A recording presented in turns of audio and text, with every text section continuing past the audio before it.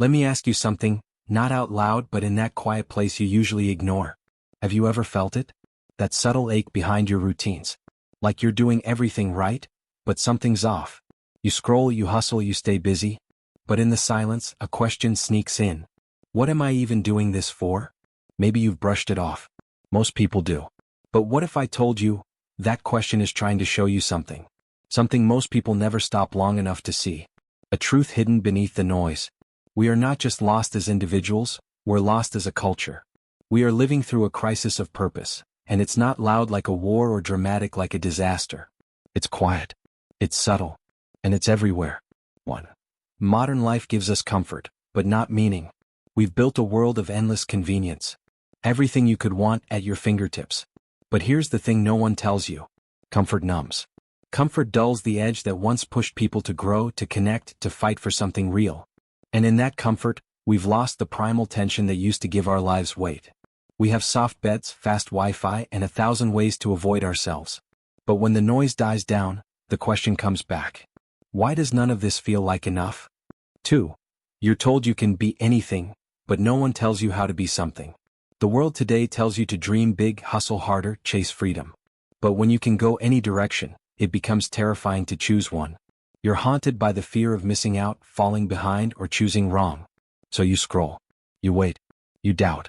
Meanwhile, your purpose, the real one, the hard one, is quietly dying from neglect. Here's the truth most never hear. Purpose isn't found in a flash of inspiration. It's carved out of repetition, humility, and service to something bigger than you. But that doesn't trend well on TikTok. 3. We've severed the cord to things greater than ourselves. Faith, family, tradition, mentorship, community, these used to be the anchors of identity. They weren't perfect, but they gave people meaning, belonging, and a sense of where they stood in the world. Now, we drift. Alone in a sea of digital noise, opinions, and curated lives. We're more connected than ever, but starving for something real. Because here's the secret no one teaches anymore. Purpose isn't about self-expression. It's about self-transcendence. You want to feel alive again? Serve something that doesn't revolve around you. So what do you do about it? Most people will never stop long enough to ask the hard questions. But if you've read this far, maybe you're different. Maybe you've already felt the pressure building. And now, deep down, you're ready to do something about it. Here's the path. No shortcuts, no sugarcoating. Start where your feet are. Purpose isn't out there. It's here, hidden in the small things you're avoiding. The people who need you. The problems in front of you. The hard things no one wants to do. Don't wait for clarity, earn it. Purpose is revealed through action. Start moving. Start building. Start failing forward. The path clears for those who walk it. Carry real weight. This is the part people run from, but it's also where the transformation happens. When you take on responsibility, something that costs you, you stop floating. You grow roots. And slowly you become someone others can count on. Final revelation. This isn't just another self-help idea. It's a quiet truth that's been buried beneath our modern world. Purpose isn't a feeling. It's a fight. It's not something you find. It's something you forge. Through struggle. Through meaning. Through service. Most people won't hear this. They'll keep scrolling, keep numbing, keep wondering why they feel empty. But if you're still here, still reading, then maybe you've just woken up to something most never will. Now the real question is, what will you do with it? Let me tell you, why is it important to sit in the mud with someone? This isn't just some poetic phrase. It's one of the most underrated, uncomfortable, and sacred things you can do as a human being. Because one day you'll be the one in the mud. And you'll remember exactly who climbed in with you, and who stayed clean on the sidelines. Let's unpack it. 1. Pain isolates. Presence heals. When someone's struggling, deeply, they usually aren't looking for advice. They're looking for presence. For someone to say, I'm not afraid of your mess. I'm not going anywhere. Pain makes people feel alone, like no one gets it. And often they're right. Because most people try to fix it, avoid it, or spiritually bypass it. They offer cliches. They say, everything happens for a reason. Or worse, just think positive. But the one who's willing to sit in silence, in darkness, in mud, without trying to clean it up, that's the one who heals something deeper than the pain itself. They heal the loneliness of suffering. 2. Real connection happens in shared darkness, not just shared joy. It's easy to stand with someone when they're winning. But true trust, real, tested, unshakable trust, is built when someone stays beside you when you're unraveling. When you're embarrassed, ashamed, broken, angry, ugly, lost. Sitting in the mud is saying, you don't have to impress me right now. You don't even have to speak. I'm just here, with you, not above you. That kind of loyalty? It's rare. It's sacred. And it changes people. 3. We all take turns in the mud. Don't forget this. Life is cyclical. One day you're the helper. The next you're the one who needs help. And if you've never learned to sit with someone else's pain, you won't know how to let anyone near yours. You'll hide it. You'll isolate. And you'll slowly rot in your own silence. Empathy isn't just about kindness, it's about training. When you learn to sit in someone else's pain without fixing or fleeing, you train your soul to be strong enough to face your own. 4. This world teaches us to avoid discomfort. Compassion teaches us to enter it. We're conditioned to dodge pain. Filter it, medicate it, scroll past it. But if you want to be someone who carries weight, someone who is trusted, someone who can lead, then you must learn to enter the places others avoid. Not to fix, not to solve, just to witness. Sometimes the most powerful thing you can say is, me too. I've been there. You're not alone. Final thought.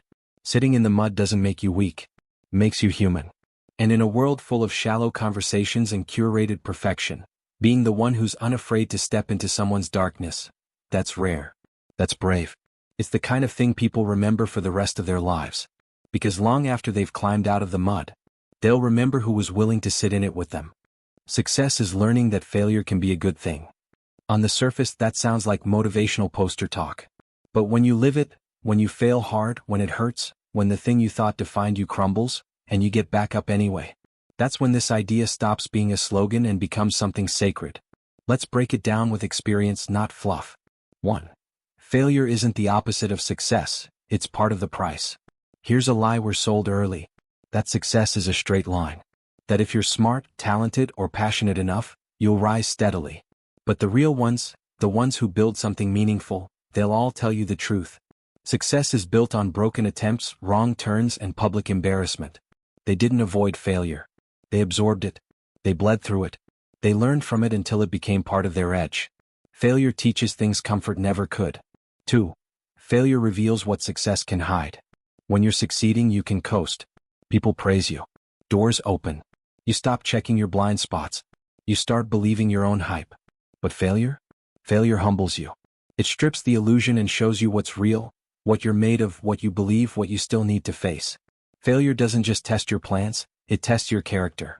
And if you pay attention, it becomes one of your best teachers. 3. Failure breaks your ego, but strengthens your identity. Most people fear failure because they attach it to who they are. They think, if I fail, I am a failure. If I mess this up, people will stop respecting me. If I lose, it means I'm not good enough.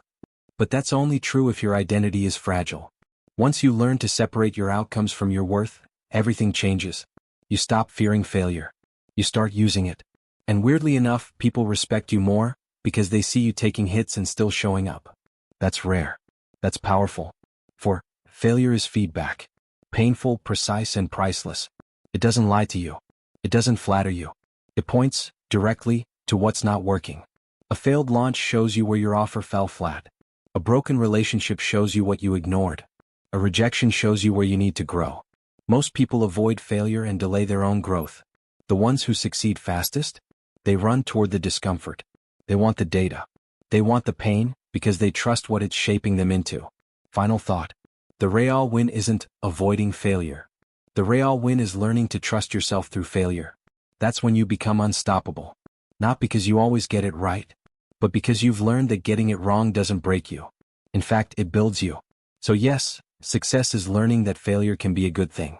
But more than that, it's learning to respect failure, to thank it, and to realize, looking back, that the worst moments often taught you the best lessons. How to stop feeling guilty when you take a day off. First, understand this. Guilt isn't always about doing something wrong. Sometimes it's about doing something different than what your wiring accepts as safe. And for a lot of us, productivity equals safety. It's how we prove we're valuable. It's how we outrun shame, self-doubt, or the fear of being left behind. So when we stop, even for a day, those old ghosts catch up. They whisper, "You're falling behind. You're being lazy. Someone else is outworking you right now. You haven't earned this yet." Sound familiar? That guilt? That's not your truth. That's your conditioning. 1. Understand the root, you link your value to output. Somewhere along the way you learn this equation. Worth equals work. Maybe it came from your family. Maybe from school. Maybe from being praised only when you achieved. So now, when you're not producing, a little panic button goes off inside you. Here's the fix. You have to start rewiring your value system. Your worth isn't in how much you do. It's in how fully you show up when it matters. And that only happens when you're rested. 2. Rest is not the opposite of productivity. It's part of the cycle. Think of any high performer, athletes, musicians, leaders. None of them go full throttle 24/7. Because they know, rest is recovery. It's how you come back stronger, smarter, sharper. If you never take time to reset, you're not a high performer, you're just running on anxiety. True productivity is strategic, not constant. 3. Most guilt is ego in disguise. Let's be honest. Part of the guilt you feel when resting is ego whispering, "I'm the one who doesn't need breaks. I'm built different." But here's the truth. Even machines need maintenance. And if your identity depends on being the one who never slows down, you've already built your self-worth on shaky ground. Real strength is knowing when to pause, not just when to push. 4. Earned rest versus unconditional rest. A lot of people will only let themselves rest when they feel they've earned it. So rest becomes a reward, not a requirement. That's broken. You don't earn rest. You need rest so you can earn anything at all. Rest is not permission you get after working hard enough. It's a right, a necessity, a discipline. 5. Redefine what a day off really is. It's not laziness. It's not falling behind. A real day off is you investing in your future self. It's where clarity comes back. It's when creativity resets. It's when your nervous system remembers you're a human being, not a task list. Let that sink in. Rest is productive when it's done with intention, not guilt. Final thought. Next time you take a day off and guilt creeps in, don't shove it away. Sit with it. Ask it, where did you come from? Whose voice is this really? Because once you see guilt for what it is, a ghost of your conditioning, it loses its power. The goal isn't to just take time off. The goal is to know you're still worthy when you do. When we confuse goal with purpose. 1. Goals are targets. Purpose is the compass. Think of it like this. A goal is a specific destination on a map. Purpose is the reason you're taking the journey in the first place. Goals are concrete, measurable, time-bound. You can tick them off. Purpose is abstract, ongoing, and deeply tied to who you are. 2. Chasing goals without purpose is like running a treadmill. You can hit every goal perfectly, get the promotion, make the money, finish the project, and still feel empty. Why? Because those goals don't fuel your soul. They don't answer the deeper question. Why am I doing this at all? Without purpose, goals become chores, things you have to do rather than get to do. 3. Purpose gives goals meaning, and goals give purpose direction. They need each other. But purpose always comes first. If you have purpose, your goals will line up naturally, and each small win will feel like a step forward on a meaningful path. Without purpose, goals are just distractions, busy work that can keep you running but never satisfied. 4. Purpose is constant. Goals change. Your purpose is your why, and it stays stable over time. Goals are your how, and they evolve as you grow. For example, someone's purpose might be to help people feel seen and heard. But their goals might shift from becoming a therapist to writing a book to leading a community group. If you mistake your current goal for your purpose, you'll be devastated when that goal changes or feels out of reach. 5. When you confuse the two, you risk burnout and disillusionment. Because goals come with deadlines and pressure. If they become your purpose, you put a ticking clock on your identity. Fail a goal and suddenly you feel like you've failed yourself. Final thought. Purpose is your North Star. Goals are the milestones you hit on your journey. Don't lose sight of the star chasing the markers. What Gen Z struggles with more than millennials. 1. Information overload and digital saturation. Millennials grew up as the internet was emerging, but Gen Z was born into a world where digital connection is constant, immediate, and overwhelming. Endless streams of news, social media, opinions, activism, and trends bombard their attention. It creates a pressure cooker of having to be constantly in the know and on point. This flood can lead to decision paralysis, anxiety, and a feeling of being overwhelmed or disconnected from reality. 2. Hypercomparison and identity pressure. While millennials faced comparisons, Gen Z lives in an era of relentless social media highlight reels and curated personas. The pressure to appear authentic, yet perfect creates a paradoxical trap. Identity is more fluid and publicly performed, leading to constant questioning and insecurity. The fight to stand out while fitting in is exhausting on a psychological level. 3. Economic anxiety on steroids. Millennials faced the 2008 recession, but Gen Z steps into adulthood amid inflation, housing crises, and uncertain job markets, all amplified by the COVID pandemic fallout. The bar for success feels impossibly high and uncertain. Student debt, gig economies, and automation create a sense of instability. Unlike millennials, some Gen Zers never saw the old normal, so they lack that reference point of stability. 4. Mental health stigma but also hyper-awareness. Millennials helped break some of the silence around mental health struggles, but Gen Z experiences both heightened awareness and higher rates of anxiety, depression, and loneliness. There's a paradox: more openness to talk about struggles but also more pressure to perform wellness perfectly. Digital therapy and apps help, but can't replace real human connection and support. 5. Purpose-seeking versus traditional paths. Gen Z is more likely to reject traditional career and life paths in search of deeper meaning and social impact. This is powerful but also destabilizing, because the old markers of success are shifting or disappearing. The quest for purpose can lead to burnout if not balanced with practical grounding. Final thought. Gen Z struggles aren't just about being young in a different era. They're about navigating unprecedented complexity. The good news? The tools for self-awareness, connection, and impact are growing too. The challenge, and opportunity, is learning how to use them wisely. What would I say to someone paralyzed by fear? You're not broken. You're human. First, understand this: fear is part of the human wiring. It's meant to protect you. Sometimes it's too loud or misdirected, but it's not a flaw. So don't shame yourself for feeling stuck. 2. Fear isn't a stop sign, it's a signal. Fear is telling you something important. Maybe you're stepping towards something new, something unknown. Maybe it's warning you of real danger, or maybe it's your mind's way of holding on to the familiar. Either way, fear is communication, not condemnation. 3. Small steps beat giant leaps. When fear freezes you, trying to charge through it often makes it worse. Instead, focus on tiny actions, so small they feel almost silly. Take a deep breath. Move your body. Say one sentence out loud.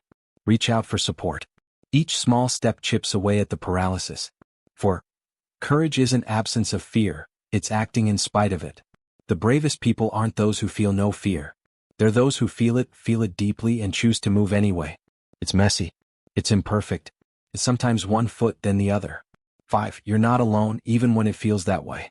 Fear loves isolation because it grows in the dark. Talk about it. Share your struggle. Find someone who listens without judgment. Connection is a powerful antidote. Final thought. Fear might paralyze you now, but it doesn't have to define your story. Sometimes the breakthrough comes not when you're fearless, but when you choose to show up with fear anyway. That's where real strength lives. Hey, if you found even a little bit of value here, maybe consider sticking around?